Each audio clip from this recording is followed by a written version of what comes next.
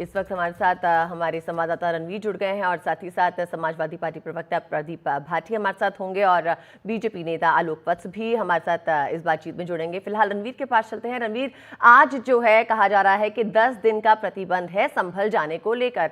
ऐसे में जो सपा के नेता हैं, जो वहां पर प्रतिनिधिमंडल जो वहां पर जा रहा था, उन पर रोक लगा दी गई है और उनके घर के बाहर पुलिस भी तैनात कर दी गई है। इसके बारे में और क्या अपडेट है फिलहाल? देखिए, संभल में जिस तरह की हिंसा हुई थी उसके बाद प्रशासन किसी भी तरह से बाहरी लोगों को आने से रोक रहा है, किसी भी दल का हो उसको रोक रहा है। इससे पहले आज़ाद समाज पार्टी के नेता चंद्रशेखर आज़ाद भी जाने की कोशिश कर रहे थे और सपा का डेलीगेशन भी 3 दिन पहले जाने की कोशिश कर रहा था, लेकिन तब माता प्रसाद पांडे, जो नेता प्रतिपक्ष यूपी विधानसभा में हैं, उनको डीजीपी ने बात की, उनसे कहा कि 3 दिन आप कम से कम ना जाइए और 3 दिन के बाद हालात जैसे होंगे उस हिसाब से तय करेंगे। लेकिन अभी भी हालात जो हैं वहाँ उस तरह नहीं है कि प्रशासन लोगों को अलाउ करे। इस वजह से पुलिस प्रशासन ने सपा के 15 सदस्यीय डेलीगेशन को जाने से रोका। आज सुबह माता प्रसाद पांडे के घर पुलिस लगी रही। इसके अलावा प्रदेश अध्यक्ष श्यामलाल पाल, उनके घर पुलिस दिखाई दी। रविदास मेहरोत्रा जरूर अपने घर से निकले माता प्रसाद पांडे के घर, लेकिन वहां उन्हें बैठा दिया गया। रुचि वीरा से लेकर इकरा हसन, तमाम जो नेता उस प्रतिनिधिमंडल में थे, सभी को रोका गया है, क्योंकि वहां पर भारतीय न्याय संहिता 163 के तहत निषेधाज्ञा यानी कि प्रोहिबिटरी ऑर्डर संबल में है। 5 से ज़्यादा लोगों को इकट्ठा होने पर मनाही है, बाहरी नेताओं के आने जाने पर मनाही है, क्योंकि प्रशासन नहीं चाहता कि किसी भी तरह से हालात बिगड़े। और चूंकि मामला अब सुप्रीम कोर्ट चला गया, सुप्रीम कोर्ट ने मुस्लिम पक्ष को कहा है कि वो हाई कोर्ट जाएं, वहाँ रेगुलर सुनवाई होगी। और जो सर्वे की रिपोर्ट थी, सर्वे की रिपोर्ट भी सबमिट नहीं हुई है, जो कि अगले महीने होगी, जो अगली सुनवाई की तारीख है। और इस बीच न्यायिक आयोग वहाँ जा रहा है। न्यायिक आयोग जा करके उन लोगों से मिलना चाहता है जो उससे कहीं ना कहीं संबंधित है उस पूरी हिंसा के मामले से। और इसमें 3 सदस्य हैं, DK अरोड़ा हैं, अमित मोहन प्रसाद हैं और उसके अलावा AK जैन, जो कि पूर्व DG हैं। तो ये 3 सदस्यों, जो 3 लोग हैं न्यायिक आयोग के, वो जाने वाले हैं आज, वो पहुंचेंगे, वो बातचीत करेंगे। और इस वजह से प्रशासन समाजवादी पार्टी के डेलीगेशन को रोक रहा है। और सुबह से ही माता प्रसाद पांडे के घर पर अभी भी पुलिस बैठी हुई है और तमाम जो सपा के नेता हैं उनको भी रोका गया है, ताकि वो लखनऊ से निकल करके बाहर ना जा सके। जी, प्रदीप भाटी जी के पास चलते हैं। प्रदीप जी, देखिए, आज पुलिस जब माता प्रसाद जी के घर के बाहर गई तो उनका ये भी कहना था कि रोका तो उन्हें संभल जाने से जा रहा है, तो लखनऊ जाने तक की रोक क्यों है? साथ ही साथ आप क्या कहेंगे, ये 3 न्यायिक दल जो है, जो समिति बनाई गई थी प्रशासन की ओर से, अगर वो अपना काम कर रही थी तो फिर सपा का प्रतिनिधिमंडल बनाने का ये फैसला क्यों सामने आया? धन्यवाद अदिति जी, नमस्कार आप सभी को। देखिए, जो लोग जा रहे हैं वो इसमें संवैधानिक पद पर बैठे नेता प्रतिपक्ष विधानसभा भी है, नेता प्रतिपक्ष विधान परिषद भी है, सांसद भी हैं, विधायक भी हैं। ये सभी जनप्रतिनिधि होने के साथ साथ संवैधानिक पदों पे भी हैं। आप किनको जाने से रोक रहे हैं और किसे भेज रहे हैं, इससे साफ नजर आ रहा है कि भारतीय जनता पार्टी किस तरह से क्या छुपाना चाह रही है, क्या अपने इरादों, जो उन्होंने इस तरह का इरादा किया था, जिस तरह से उन्होंने संभल के अंदर बड़ा विध्वंस रूप से ये दंगा फैलाया गया, एक सुयोजित दंगा था। यहाँ तक कि जहाँ माननीय सुप्रीम कोर्ट ने भी कड़ी फटकार लगाई यूपी सरकार पुलिस को और कहा कि ये सत्ता का आनंद ले रही है और कतई भी संवेदनशील नहीं है। उन्होंने इसी आदेश को लेके संभल की पे जो अपना ऑब्जर्वेशन दिया था उसमें कहा था कि हम कठोर से कठोर आदेश देंगे और आप जिंदगी भर याद रखोगे। ऐसे बहुत प्रसंग हैं जिसमें पुलिस की कार्यवाही संशय के अंदर है और आप ये देखेंगे ये बारों बार होता है, चाहे बेरोजगार भाई लोग, युवा बैठे हों धरने पे, चाहे महिलाएं, पीड़ित महिलाएं बैठी हो, चाहे किसान बैठे हो, जब भी सत्ता का तानाशाही में बैठी हुई सत्ता तानाशाही रवैया अपनाती है, वो इस तरह के सभी लोगों को और जनप्रतिनिधि को और जो लोग इकट्ठे हो रहे हैं उन पे कुछ ना कुछ इस तरह की धाराएं लगा के रोकने का प्रयास करती है या उन्हें पुलिस के घेरे में लेती है। हमें ये बताइए कि अगर उत्तर प्रदेश में सब कुछ शांतिपूर्ण है और खुद डीजीपी साहब ने कहा कि 3 दिन बाद हमारा प्रतिनिधि जा सकता है, प्रतिनिधि मंडल जा सकता है, तो क्या चीज है जिसको ये छुपा रहे हैं, क्यों नहीं जाने दे रहे? क्या 5 लोगों की जो निर्मम, हम तो कहेंगे हत्या हुई है जिस तरह से, क्योंकि अभी तक कोई साक्ष्य सामने नहीं आया किसने मारा है उनको।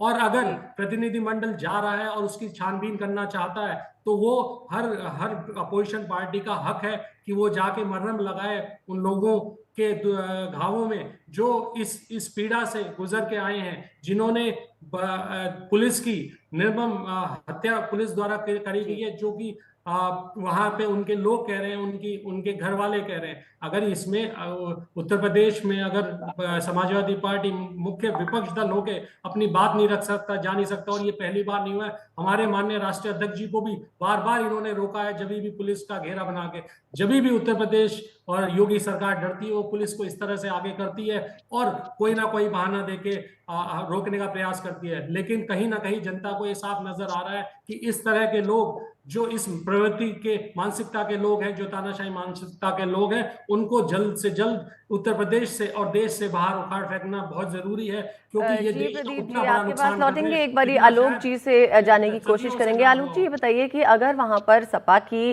प्रतिनिधिमंडल जाना चाहती है और समझना चाहती है कि क्या हुआ, तो उसमें हर्ज ही क्या है? ये तो सभी के सामने साफ है कि वहां पर क्या हुआ है और ये सारे के सारे वीडियोस हमने भी देखे हैं। लेकिन अगर वो वहां पर जाते हैं तो आज उनके घरों के बाहर, मिनिस्टर्स के घरों के बाहर पुलिस क्यों तैनात कर दी गई? अदिति जी, मैं लर्नेड प्रवक्ता समाजवादी पार्टी प्रदीप भाटी जी को सुन रहा था जी। और ये तानाशाही की बात कर रहे थे और अतीक अहमद, मुख्तार अंसारी, आजम खान को पैदा करने वाले लोग। मैं कुछ वाक्य याद दिलाना चाहता हूं। अतीक अहमद के काफिले को एक वहां के एसपी ने रोक दिया था और अतीक अहमद ने 3 घंटे के अंदर उसका ट्रांसफर करा दिया। और ये बात कर रहे हैं कि तानाशाही प्रवृत्ति का, जब वहां निषेध आज्ञा लागू है, अभी रणवीर सिंह जी ने बोला और आप सबने सुना कि वहां हम भी जानते हैं पूर्व से कि वहां निषेधाज्ञा लागू है, उसमें किसी का भी जाना, किसी भी पॉलिटिकल पार्टी को जाना से रोक है। और आप वहां जाके भड़काने की बात करेंगे, आप वहां जाके उग्र होने की बात करेंगे, सभी जानते हैं। अभी मैं एक दूसरे चैनल पे था, वहां एक प्रवक्ता बोल रहे थे कि पुलिस पत्थर लेके गई है संभल में। इज इट पॉसिबल कि पुलिस पत्थर लेके जाएगी पत्थर बरसाने के लिए? तो इस तरीके की बातों से उग्र होगा माहौल और भड़केगा। हम वहां शांति की स्थापना करना चाहते हैं। योगी जी के राज में वहां शांति की स्थापना करने की बात हो रही है, उसकी सारी कवायद चल रही है। उसमें अभी किसी का भी जाना, चाहे बीजेपी का प्रतिनिधिमंडल क्यों ना हो, वो अभी वहां पर संभल ठीक नहीं रहेगा। तो होल्ड योर गन्स।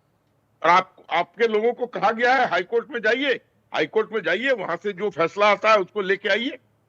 लेकिन आपने आज ये लॉजिकल सर्वे ऑफ इंडिया के ऑफिशियल्स को वहां की मस्जिद कमेटी में ओथ लेके एएसआई ने के लोगों ने कहा है, एफिडेविट दिया है कि they were debarred from entering the premises of the मस्जिद। अरे उनके कस्टडी में है वो building, they are custodian of that मस्जिद, एएसआई के निगरानी में है, और आप उसको जाने से रोक रहे हैं। आलोक जी ठीक कह रहे हैं प्रदीप जी, अगर प्रशासन जो है वहां पर शांति बनाए रखना चाहता है, वहां पर अगर कुछ रोक लगा दी गई है, तो परेशानी क्या है इसके अंदर? क्यों समाजवादी पार्टी जो है वहां पर जाकर अपनी ही एक कमेटी बिठाकर जांच करना चाह रही है? अदिति जी, मुझे ये बताइए कि जो प्रतिनिधि मंडल अभी जा रहा है, जो उन्होंने कमेटी बनाई है, वो कैसे जा रहा है? फिर अभी ये कह रहे थे कि कोई नहीं जा सकता, तो वो कैसे जा रहा है? अभी मैंने आपकी रिपोर्ट में सुना कि वो आज जा रहा है। वो दूसरी बात ये बात कर रहे थे, दूसरी बात ये बात कर रहे थे गुंडागर्दी और पुलिस की रवैये की, तो द्वारा बनाई गई कमेटी है, वो प्राइवेट किसी पार्टी का नहीं है। नहीं, वो बनाई सरकार ने, वो आसमान से गिरी हुई कोई वो कमेटी नहीं है, वो बनाई सरकार ने। तो आप जरा ध्यान से सुनिए।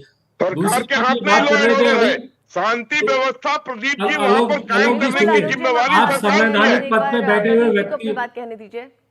आप संवैधानिक पद पे बैठे हुए जो लोग हैं उनको तो आप जाने नहीं दे रहे, और जो कमेटी आपके द्वारा बनाई गई है और जिसमें जो अधिकारी जिनको आपने मैं उस कमेटी के बारे में डिटेल्स नहीं बोलना चाहता, लेकिन जो अधिकारी आपने बनाए हैं, जो उसके हेड बनाए, वो खुद आपकी आफ्टर अपने जस्टिस के पीरियड के बाद में उनको कौन सी सुविधाएं मिली, वो कौन से पद पर रहे, सरकारी पद पर है, उस पे बारे में बात नहीं करना चाहता।